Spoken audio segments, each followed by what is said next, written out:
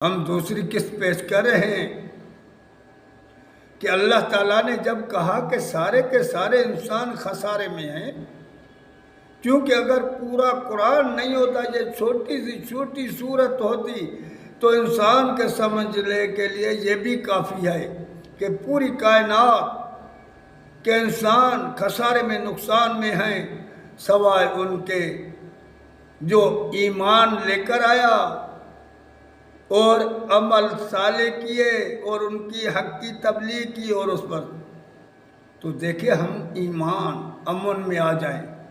امن میں تب آئیں گے جب ہم نفاق سے بچیں گے نا۔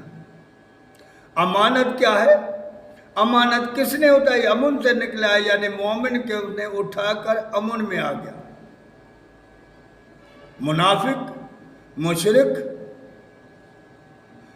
یہ جو ہے امانت ان نے نہیں اٹھائی، ان نے امانت میں خیانت کی۔ تو ہمیں سمجھنا پڑے گا کہ وہ امانت میں کیا ہے، کیونکہ اللہ کے رسول صلی اللہ علیہ وسلم نے واضح کر کے فرما دیا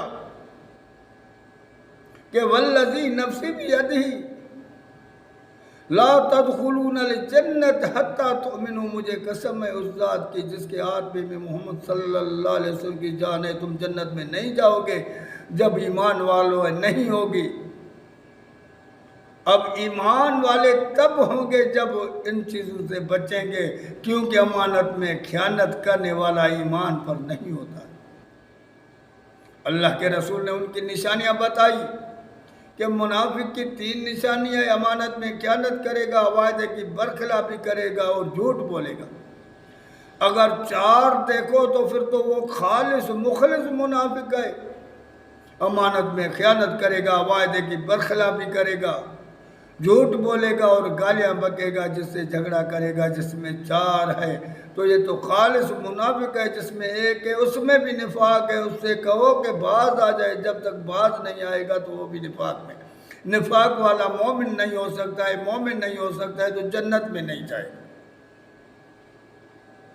تو میرے بھائی ہم پہلے ان کو سمجھے تو صحیح نا۔ اللہ نے جو فرما دیا حق فرما دیا، اللہ کے رسول صلی اللہ علیہ وسلم نے جو چیز ہمیں بتائی ہے اور سمجھائی ہے، یہ ساری حق ہے۔ میرا رب بھی حق ہے، میرا نبی بھی حق ہے۔ تو ہم اس کو سمجھنے کی کوشش کریں کہ امانت میں خیانت کیسے۔